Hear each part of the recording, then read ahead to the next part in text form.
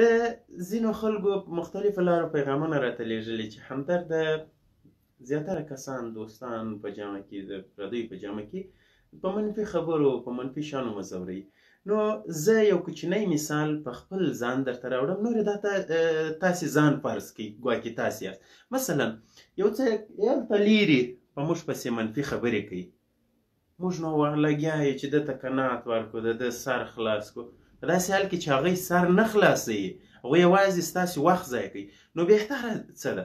بهتره دا ده زه پر ځان پرځوم، څه چې ما د چا سره کړي هغه ما ته رامعلوم دي، څه چې بل زما سره کړي هغه ما ته رامعلوم دي، څه چې زه یم که په مغزي فکري لحاظ د وجود په لحاظ څه چې زه یم هغه یوازې زما سره دي، نو بل څه خبر. نو بهتره خبره دا ده چې هغه سیر په نظر کوي، خپل په ژوند کې لومړیتوبونه وپېژنئ او ښېګڼې انتخاب کړئ، 1 2 3 نور ښه کارونه وکړئ او مخته